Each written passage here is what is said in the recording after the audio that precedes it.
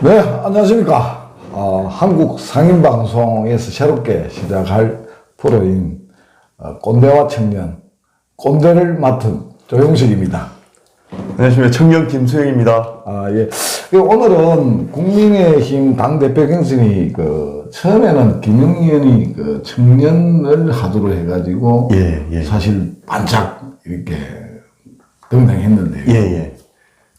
뒤늦게 당대표 이제 경선에 뛰어든 이준석 후보가 지금 정말 처음에는 예선전에서는 그냥 스쳐가는 바람 정도 생각했는데 지금 그 바람이 태풍이 돼 있단 말이에요. 예, 맞습니다. 예. 그래서 지금 이게 이제 신드롬이라기보다도 이거 완전히 지금 이준석 후보가 당대표가 될 것이라는 그런 예상까지도 지금 하고 있습니다. 이 부분에 대해서 어떻게 전망하고 있습니까, 지금? 예. 김웅 의원이 처음에 대기 검사회전이라는 책을 통해서 이 책이 또 드라마로 만들어지고, 그러니까 그런 부분 때문에 김웅 의원 자체가 나이가 51이면서도 일단 청년은 아니지만 그래도 좀 젊다는 인식에, 이제 청년을 대표하기 위해서 나왔는데, 김웅 의원 자체가, 너무 정치적 경험이 부족하다. 이제 1년밖에 안 된 정치인이 당대표를 도전하기에는 이 제도권 속에서는 무리라는 판단을 한 것 같습니다, 당원들이. 그래서 이준석 전 최고위는 그래도 한 10년 정도 제도권 정치 안에서 이렇게 있었기 때문에 사람들이 청년들 후보 김원혜까지 해서는 이준석이가 가장 낫지 않나. 그래서 표가 이준석 쪽으로 이렇게 몰아져서 이런 결과가 나왔다고 생각합니다. 그래서 말입니다. 저번에 저하고 방송을 했지 않습니까? 그죠? 방송을 했는데, 물론 댓글 다시는 분들이 전에 별로 없었습니다. 근데 이번에는 또 우리가 정치 코너를 한다는 게 관심이 많아서 그런가. 댓글에 영상도 보지 않고 그냥 둘이 다 바른미래당이냐고, 그리고 홍준표 복당을 왜 막는가 이런 게 이게 아다르고 어다르다고.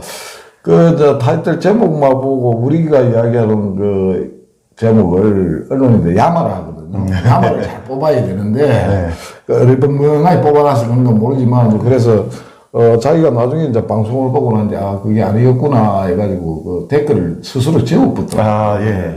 그래서, 이게 이제 좀, 나름대로, 인기가 있으려고 하면, 그는 악플도 달리고, 나는 좋습니다. 악플도 댓글 아닙니까? 맞습니다. 근데, 우리 수혜하고 내하고 이렇게 개인적으로 무슨 감정이 있어 가는 건 아닐 겁니다. 정치 성향이라는 게 좀 달라서 그런 건데. 근데 지금 현재 국민의당, 국민의당이 아니죠. 국민의힘. 책임당원이 지역별로 어떻게 이제 구성되었으면 지금 어떤 식으로 지금 흐름으로 진행되고 있습니까? 국민의힘 최고당원이 수도권에 일단 제일 많기는 많습니다. 수도권, 충청권, 강원권 합해서 거의 한 15만 명 정도 되지만, 우리 PK, TK를 합치면 역시 한 16만 명 정도가 됩니다. 한 51점 몇 프로? 51%. 예, 맞습니다. 그리고 호남에는 0.5%, 한 1600명가량밖에 안 되기 때문에, 지금 당대표 선거가 PK, TK의 단일 후보가 나온다면, 쉽게 진행될 수 있으리라 생각을 했는데, 지금 현재는 그런 분위기보다는 어떤 이준석에 대한 바람이 워낙 강하게 불고 있다. 그렇기 때문에 현역 지도자들이 바람은 되지만 태풍은 안 된다는 얘기를 요즘에 하고 다닙니다. 그래서 잔잔한 바람이라든지 신선한 바람은 좋지만 이렇게 갑자기 태풍이 몰아치면 또 다른 피해가 생기지 않을까 하는 염려를 하고 있습니다. 그래서 말입니다. 그게 지금 제가 볼 때는 처음에 저도 젊은 청년들을 앞세워가지고 우리가 지난 보궐선거 때도 마찬가지 아닙니까? 보궐선거에서도 민주당에 대한 반발, 정부에 대한 반발, 그 부분 때문에 국민의힘을 지지한 걸로 이렇게 나타나고 있습니다. 그래서 근데 만약 이준석 후보가 그러면 당대표가 된다면은, 국민의힘 대선 경선 판도가 이제 이렇게 바뀔 것으로 예상되고 있습니다. 그래서 혹자들은 이준석 후보 뒤에 큰 힘이 지금 작용하고 있고, 특정한 후보, 예를 들어서 이준석 후보의 뭐, 부친인, 네. 그 친구, 유승민 그, 예. 전 의원에 대해서 예. 가장 그 관심이 많고 뜨거운 지금 감자가 되고 있습니다. 그래서 유승민 개라고 지금 네. 하고 있고, 네. 유승민 그 전 의원의 사무실을 뭐 이렇게 이용하고 있다 이런 이야기가 들리는데요. 네. 네. 알고 보니까 거기서 뭐 자기가 기자회견 뭐 하고 했다는 사실은 자기가 인정을 했습니다. 네. 네. 그 부분에 대해서 유승민 의원이 가장 유리할 것이다. 네. 김무성 또 그 전 의원이 막후에서 엄청난 기득권을 행사할 것이다. 라고 지금 이 말이 떠들고 있습니다. 네. 그 부분에 대해서 알고 있는 부분이 지금 지금 상황으로 본다면 오히려 유승민계라기보다는 오히려 이준석계가 유승민계를 압도하지 않나. 오히려 반대로. 그래서 눈치 빠른 하태경이가 미리 이준석계라고 줄로서부터 아닙니까? 이 정치는 눈치입니다. 줄서기인데. 이제 그런 부분도 있고, 또 내가 알기로는 그 하태경 씨가 말입니다. 저번에 홍준표 그 복당 문제에 대해서, 홍준표라 하면 안 되지. 홍준표 의원의 복당 문제에 대해서 자기가 뭐 메시지를 보내가지고 뭐 복당을 찬성한다고 이 뜻을 표한 적이 있습니다. 그래서 그걸 또 이제 홍준표 의원이 밝힌 바가 있는데요. 그 밝히자마자 또 이제 그 하태경 그 의원이 홍준표 의원에게 못할 말을 많이 했습니다. 그 전에도 그 뭡니까 손학규 그 대표한테도 바른미래당입니까? 네, 맞습니다. 바른미래당. 그때도 뭐 나이가 들어가지고 뭐 이 꼰대가 말이야 꼰대라 하면 안 되지만 뭐 나이가 들면은 왔다리 갔다리 한다는 이런 식의 표현을 해가지고 그 윤리위원회까지 해보돼갖고 잘린 기억도 있는데. 그런데 그 막말이라는 프레임을 서로가 같은 당에서 또 내지는 정치인으로서의 지켜야 할 도리가 있는데 그 선배들한테 그렇게까지 자기가 악담, 나는 볼 때는 악담이라 생각합니다. 그게 청년들이 바라는 게 과연? 그 부분도 옛날에 있어서 그 바른미래 징계위에서 이준석 의원이 아마 당시에 문제가 돼가지고 징계를 받은 걸로 저는 기억을 하는데. 이준석이도? 저는 그 자체가 이준석 후보가 지금 당시에 그 당대표에게 그런 어떤 얘기를 해서 당시에 어떤 그런 징계 의결을 받은 기억이 저는 있습니다. 하태경이 있어요. 그렇습니까? 하태경이 있어요. 하태경이 직접 했어요. 손학규 그 면전에 떼어놨고, 손학규 그분이 또 얼마나 대단한 분입니까? 실제로. 우리가 뭐 당 이런 걸 떠나서 나는 뭐 개인적으로 다 존경합니다. 근데 이 국민들의 그 정서도 모르고 자기들의 기득권을 유지하기 위해서 원로 앞에 놔놓고 그 나이가 뭐 노인이 되면은 그 왔다리 갔다 하는 그거 내놔 하태경이 아닙니까? 그래서 이제 그게 젊은 혈기에서 생긴가 모르지만은 절대 그런 거는 나는 있어서 안 된다고 봅니다. 맞습니다. 지금도 이렇게 정책에 대한 비판은 좋지만, 인물에 대한 비판은 좀 사람과 사람한테 인물에 대한 비판은 좀 신중하게 해야 되지 않나. 뭐 정책이 이게 나쁘다, 틀렸다, 아니다라고 단호하게 얘기하는 게 정치인인데, 사람에 대해서는 조금 그걸 면전에서 그렇게 하는 것은 아니다라고 생각합니다. 아니죠. 맞습니다. 그리고 제가 이제 볼 때는 우리 국회의원들이나 지방의원들이 보면은 선거 때 공약을 다 내걸지 않습니까? 그 공약을 내걸는데 그 공약을 10%만 이행해도 우리 국민들이 얼마나 편하겠습니까? 이 코로나 선거가 되다 보니까 정책은 전부 사라졌습니다. 인물도, 얼굴도 사라지고, 정책도 사라지고, 단지 정부에 대한 신뢰도, 아니면 정부에 대한 반감으로 자꾸, 이렇게 선거 판세가 바뀌어버리니까, 지금은 저희가 뭐 공약을 뭐 이렇게 들어줄 솔직하게 지지를 해달라고 명함한장 줄 수 없는 상황이니까 점차 그 정책적인 선거라든지 어떤 공약에 대한 부분들을 사람들이 인식을 못하고 있는 것 같습니다. 그래서. 근데 그래도 공약이라는 거는 지키기 위한 하나의 약속 아닙니까? 맞습니다. 예. 그 지킬 수 있는 공약을 해야 되는데 지금 뭐 대선 후보들도 오늘 보니까 지킬 수 없는 약속들 예, 아예 뭐 이 국가 재정이 파탄 나더라도 일단은 지원해주자 그런 어떤 공약 남발만 하고 있고 실제로 지키려고 하는 공약들이 제가 볼 때도 거의 안 보이는 것 같습니다. 그 저번에도 우리 이야기했던 손실보상 소급 적용이 있지 않습니까? 그것도 지금 여당 정부에서는 그 9월 달에 뭐 법 제정을 해가지고 그게 또 숙려 기간이 또 있대요. 숙련 기간인가? 그게 3개월이 있어요. 근데 일단은 뭐 집행하는 거는 뭐 9월부터 그렇게 추석 대목 밑에 한다 하는데 저번에 우리 청년 수행하고 내가 봤다 아닙니까? 예, 맞습니다. 대선을 앞두고 또 불기. 그래서 그게 요즘 뭐 내가 볼 때는 돈을 풀어도 이게 뭐 돈 주고 갖고 안 좋아하는 사람이 있습니까? 근데 돈을 받아도 우리 국민들의 의식이 옛날하고 달라가지고 그 받는다 해서 그걸 지지하고 뭐 그런 건 안 할 것 같습니다. 지금은 또 주는 것도 별로 안 기쁜 이유가 주고 나서 더 걷어갑니다. 초과 세수가 17조를 받아가지고 그럼 또 17조 주면 또 30조 걷을 거거든요. 그러니까 줬다 뺐드는데 주는 거는 걷어가는 것보다도 적다 이니까. 네, 맞습니다. 그거 남는 장사네요.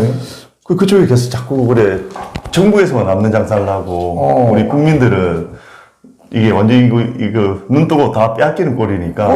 요즘은 그래 차 타고 가면은 전신에 뭐 50kg 샀고 뭐 이렇게 샀는데 나도 그거 가다가 몇 개 끊기세요. 끊기는데 뭐 전에는 우회전해도 괜찮은지 요즘 우회전해 갖고 신호 그거 CCTV 없다고 가다가 저 멀리서 찍어갖고 그래 가태료 매기고 하는데 참 이게 뭐 모든 게 지금 세금으로 좀 기가 찹니다. 보니까 우리나라 질병 통제를 이렇게 관리하는 부서에서는 기존에 어떤 국가에 대한 큰 어떤 이런 난리가 났을 때 매뉴얼이 있어야 되는데 그 매뉴얼 자체가 애초에 없었다고 저는 봅니다. 그렇죠. 그래서 이걸 중국에서 거의 매뉴얼을 가져오다시피 해서 초창기에 그걸 우리나라에 적용을 하고 중국에서 금지하던 그런 어떤 사회주의적인 요소들을 그대로 여과 없이 받아들여 버리니까 상당한 문제가 많이 있다고 봅니다. 그래서 이제 중국 같은 데는 강제력을 가지고 사회주의니까. 그러니까 통제가 가능한데. 통제가 가능하다면 우리도 이제 지금 영업 제한하고 하는 이런 부분이 있지 않습니까? 그게 사실은 나는 볼 때 그렇거든요. 국가가 강제로 영업을 제한시켰으면 그에 대한 손실을 책임져야 되거든요. 맞습니다. 안 하잖아요. 근데 야구 300만 원, 400만 원 주고 그게 뭐 되게 됩니까? 실질적으로. 그래서 오늘도 내가 서울서 한국은행 우리 세계 국내외 경제 동향이라는 그 자료를 제가 뭐 몇십 페이지 되는 걸 제보 전화를 받았습니다. 그걸 좀 참고해달라고. 그래서 보니까 뭐 내년 정도는 뭐 좀 세계 경기가 회복되고 실질적으로 우리가 빚을 많이 내면은 결국은 지금 또 한 33조 푼다 하는데 풀면은 그 다음에 세대가 한 10년 후에 재정이 고갈되고 또 이게 우리가 뭐 예를 들어 수출도 많이 하고 그냥 팽창되면 또 상관이 없는데 내가 볼 때는 지금 한 2030년 되면 지금 2030 세대 아닙니까? 그래도 나중에 그 사람들이 3040 되면 세금에 붙는 거예요 그냥. 그 생각을 아무것도 안 하는 것 같습니다. 무엇이든 임금이든 나중에 되면 그 고갈 다 돼버리면은 그 누구한테 하소연을 하겠습니까? 전부 다 무덤 속에 다 들어가 있을 텐데.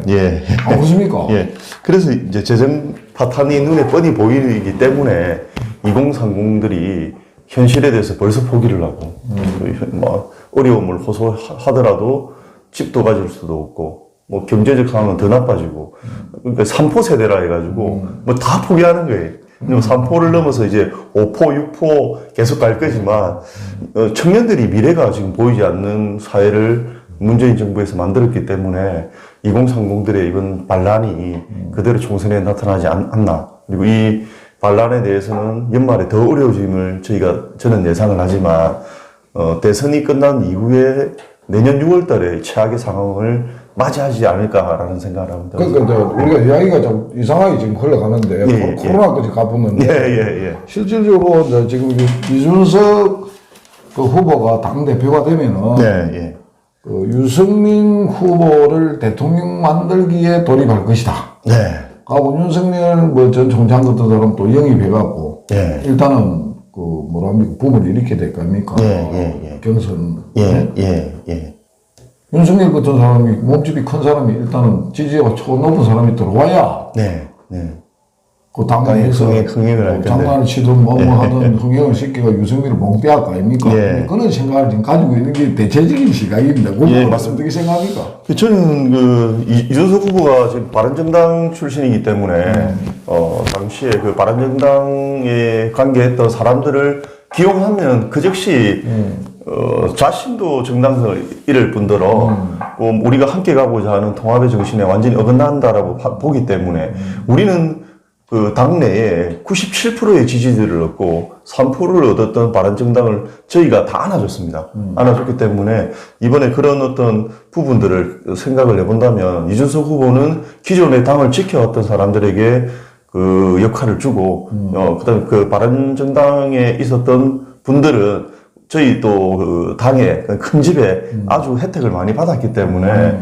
이번 선거에서는 사이드에서 지원을 해주고 그 다음에 뭐 논의를 해야지 이 바른정당 출신들을 기용하는 즉시 당원들에 대한 반발이 엄청날 거라고 생각을 합니다. 그런데도 지금 당원들이 결국은 당원들이 그런 것까지 생각을 하는가 안 하는가 모르지만 이준석에 대해서 열렬한 지지를 지금 보내고 있는 상황 아닙니까? 만약에 당대표를 그 자기들이 손으로 찍어주면은 앞으로 국민의힘은 젊은 청년 이준석이 네 기본대로 한번 해봐라고 승인하는 거 아닙니까?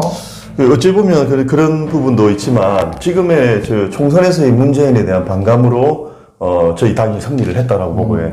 지금 이준석의 어떤 신드롬 같은 경우에는 기존 지도부에 대한 반발감 그리고 기존에 대한 우리 당의 이미지에 대해 쇄신안들이 필요하다라고 해서 지지를 하는 부분이 저는 더 크다고 생각합니다. 그래서 이준석 본인의 정치를 때문에 지지도를 받는 것이 아니라 그냥 이런 어떤 반대급부에 인한 신선함이 필요하다. 그래서 이 신선함을 불어넣기 위해서 당대표가 되어서 혁신을 한번 해봐라 했는데 또 똑같이 개파를 따져서 등록을 한다면 다시는 복귀하기 어려울 거라 생각합니다. 돌이켜보면은 지난 총선에서 국민의힘이 그 옛날에 그 뭡니까 그 실정 정부의 실정을 기회를 틈타가지고 엉뚱한 그 공천도 엉뚱하게 하고 여러 가지 이제 뭐 막장 공천하고 이래가지고 그 민주당한테 전부 다 이렇게 180석 정도를 만들어줬다. 맞습니다. 근데 그분들이 180석이 돼가지고 온갖 짓을 다 하다 보기에 법치를 훼손하고 마음대로 법을 만들고 자기들 몽디 두드린 대로 다 됐다 아닙니까 사실은. 그러니까 국민들이 한계를 느꼈기 때문에 물론 뭐 부동산 문제라든가 여러 가지 문제가 많았습니다 지금 실정이. 그래서 또 국민의힘한테 힘을 실어줬잖아요 법을 쓰는데. 맞습니다. 그것도 정신도 못 차리잖아요. 그러니까 또 청년들이라든가 뭐 여러 가지 당원들이 그럼 다 청년이 몇 프로 됩니까 국민의힘에 2030 상원까지 다 합치고. 책임 당원은 제가 볼 때는 5% 미만이라고 봅니다. 그러니까. 그래서 책임 당원이 이 청년들이 이준석에 대한 지지보다는 아까 기존에 있던 당에 오래 있었던 분들이 지금 그 심적인 변화를 많이 일으켰다고 보고 있습니다. 그러니까 3, 40 다 합치도 5, 6% 되는데 실질적으로 뭐 지금 여론조사라든가 안 그러면 예선에서 나타났듯이 지금 이준석이가 완사이드게 지금 그게 바람으로서 끝날 줄 알았는데 또 지금 여론조사 보면은 그 여론조사를 우리가 못 믿는다 할 수 없어요. 결과로 나타나는데 자꾸 엉뚱한 소리를 해상계래 여론조사 뭐 전부 다 조작이니 어떠니 샀는데 뭐 선거 조작이니 뭐 여론조사 조작이니 어떠니 저더니 그거는 선거는 적응하면 끝이라요. 맞습니다. 나도 옛날에 제 옛날에 중앙에서 최당 선거하면 배웠다 아닙니까? 내가 나름대로 정직하게 한다고 했는데 적응하면 끝이라요. 맞습니다. 무조건 이겨야 됩니다. 전쟁은 이겨야 되는 게 비급해도 이겨야 되고 어떤 방법으로 해도 이겨야 자기 국민을 살리고 자기 당원을 살리고 하는 거 아닙니까? 네, 맞습니다. 예.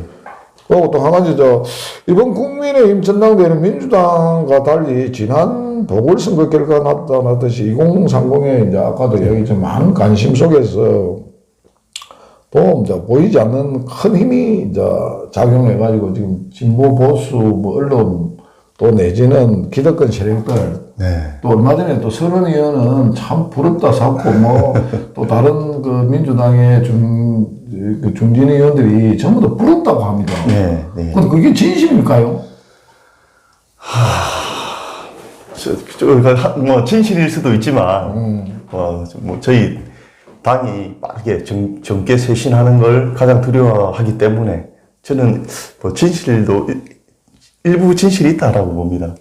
우리 30대 당대표 놓으면 민주당에서 내세울 슬로건들이 젊고 신선하다, 뭐 혁신을 막 주장하는 부분이 막히지 않을까. 그래서 이준석 당대표가 되는 부분을 민주당이 가장 급을 내야 한다라고 좀 생각을 하고 있습니다. 근데 그게 진실이라면 왜 민주당의 그 초선 의원들 지금 비례대표라든가 지금 공천해가지고 뭡니까 선출직이든 간에 저는 청년들이 많잖아요. 맞습니다.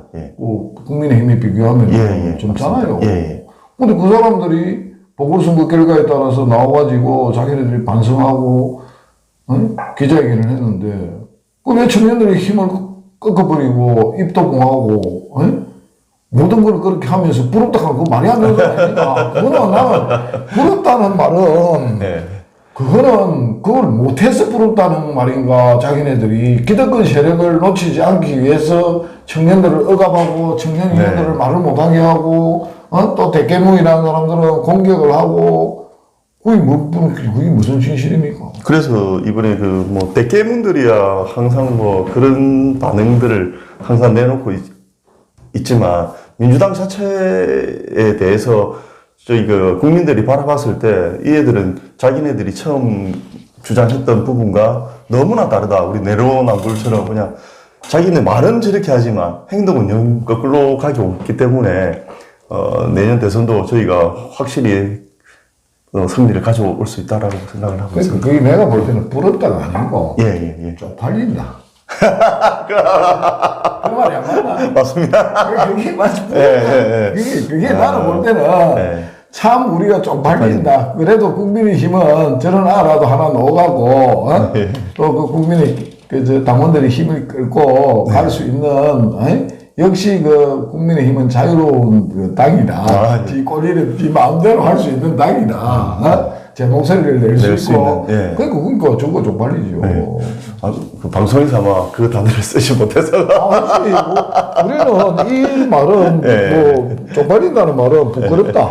부끄럽다. 그렇게 표현하면 됩니다. 그게 맞는 것 같습니다. 그리고 그 국민과 이제 당원들이 이번 전당대회는 결정할 문제 아닙니까? 맞습니다. 근데 이걸 승복을 해야 되는데 아까도 이야기했듯이 그 승복하지 아니하고 또 이준석이가 바른미래당 출신들이랑 연설을 포진시키고 해갖고 하면 잘못하면은 좀 분당의 소지도 있을 것 같습니다. 근데 그 부분에 대해서 뭐 흐름이 지금 어떻습니까? 가고 또 이번에 뭐 5명 중에서 조경태 의원이랑 홍문표 의원이 뭐 양보를 해야 된다는 이야기도 들리고 하는데 그 뭐 단일 후보로 만들고 하는 그 나는 내가 볼 때는 그것도 진짜 쪽팔린 일이에요. 그 부분에 대해서 이야기 한번 해보이소. 그것도 맞습니다. 그렇게 뭐 청년 하나를 위해서 뭐 죽이고자 뭐 일반 현역들이 단일화한다는 자체만 하더라도 이미 저희가 뭐 이거는 뭐 생각할 수도 없는 그런 아까 말했던 쪽팔림이기 때문에 의원님들도 그런 부분은 가지 않을 거라고 생각합니다. 일단 정정당당하게 붙어서 뭐 그 결과에 대해서 반성할 부분은 반성하고 또 뒤에서 고문의 역할로서 또 지지할 부분은 전폭적인 지지를 또 해주고 아니면 어느 정도의 정치적인 도를 넘거나 아니면 이게 잘못 가고 있다면 중진들이 다시 한번 당대표에 대해서 뭐 충고도 할 수도 있고 그렇게 가야지 그러니까 그 견제의 역할도 해주고 또 조력자의 역할을 해주면서 잘 이렇게 맞춰가야 된다라고 생각을 합니다. 그러니까 지금 대선을 앞두고 뭐 지금 우리 국민들이나 뭐 일부 국민들이겠죠. 30% 앞으로 이제 30% 당원 70% 아닙니까? 그죠? 네, 맞습니다. 뭐 30% 70%일지 모르지만 일단은 어떻게 결정을 해야 되는데 대선을 얼마 앞두고 지금 실험 정치를 해야 된다는 이 자체도 참이 모험 아닙니까? 그죠? 네, 맞습니다. 당 대표는 대선 후보의 조력자의 역할이 지금은 더 중요한 것이지 본인이 대선의 후보로서 나간다든지 그건 절대 아니지. 관리자 입장이지 지금. 예. 근데 당장은 이제 이준석 후보가 대선 지지율이 오늘 보니까 3%더라고요. 윤석열 후보나 이재명 지사 같은 경우에는 뭐 기존적으로 20에서 30%대를 유지를 하고 있지만 갑자기 3%대가 되니까 혹여나 또 잘못된 생각을 해서 판을 또 통합을 하지 못하고 이판 저판 이렇게 휩쓸리다 보면 또 대선에 질 수 있다는 생각을 합니다. 그래서 반드시 윤석열 총장님도 저희가 볼 때 이 전대가 끝나고 나서 새 지도부가 선출되면 곧 입당을 할 것으로 예상을 하고 그러니까 그게 이제 관리자 입장에서 네네. 보다 공정하고 공평하게 이렇게 관리를 해야 되는데 실질적으로 이 선거라고 건 아무리 공정하게 한다 손 치더라도 네. 그 상대 측에서 바라볼 때는 또 그게 불만이 쌓일 수가 있거든요. 폭발적으로. 그러면 이게 단일이 안 되고 지금 이제 당대표 경선 단일 후보하고 지금 대선 단일 후보는 좀 성격이 다릅니다. 사실. 네, 맞습니다. 그래도 실질적으로 지금 당원들이 조금 미래를 걱정하는 당원들. 그 뭐 의식이 있다고 없다고 이렇게 제가 판단하기는 좀 뭐 하지만. 좀 합리적으로 생각하시는 분들은 그렇게 여론에 뭐 휩쓸리지는 않을 것 같습니다. 그래도 5명이 당호가 정당당하게 아까도 이야기했지만 붙어가고 누가 당대표가 승복하고 그래요. 그게 힘이 실리는 거지.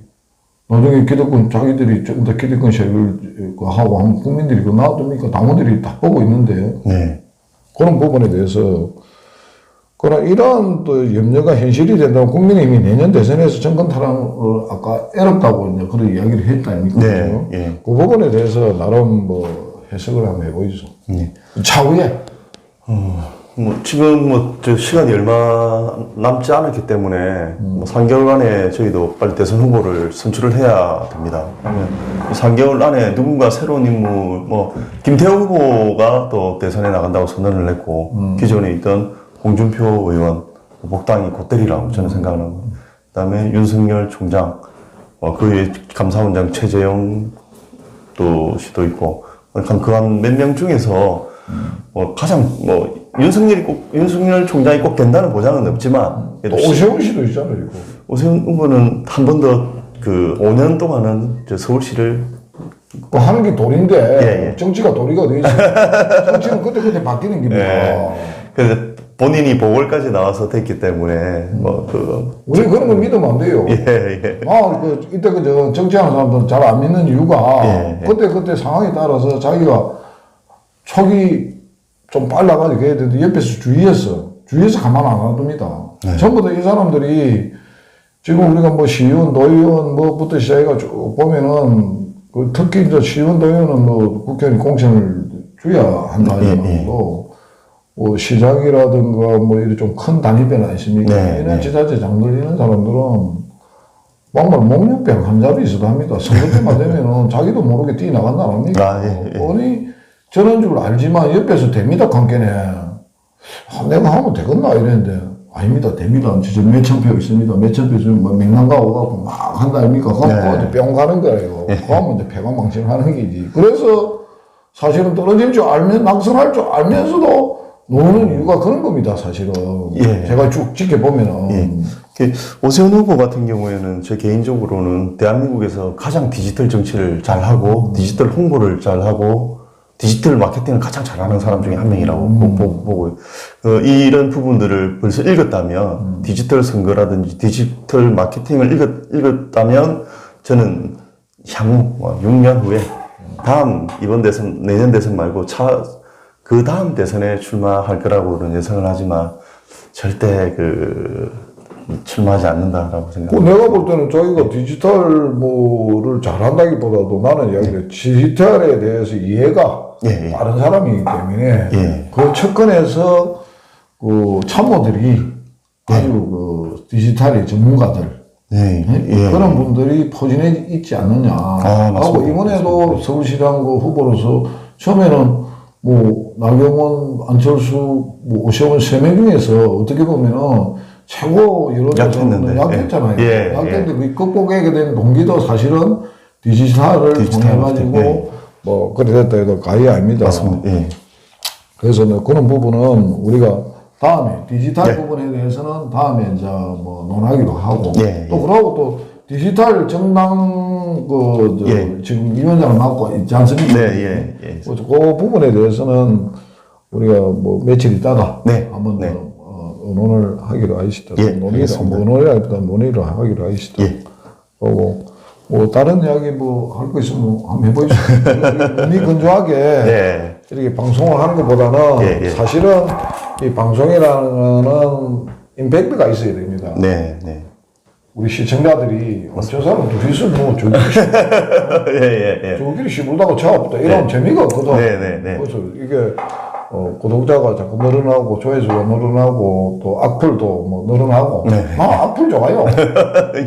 예. 근데 제발 뭐 개인적으로 뭐 이렇게 하는 거는 악플은 좀 지양해 주시고 예. 그래서 이왕 막하면 방송을 끝까지 보고 예. 악플을 달든가 뭐 진풀을 달든가 뭐 그렇게 해주면 감사하겠습니다. 예. 마지막으로 시청자분께 한번 이야기 저 청년들이 바라보는 정치에서는 뭐 많은 생각들이 다 다르겠지만 이번에 뭐 청년 당대표가 이준석 후보가 된다면 본인의 정치의 뜻을 펼쳐야지 누군가의 백그라운드 뒤에서 시키는 꼭두각시가 되면 안 된다고 봅니다.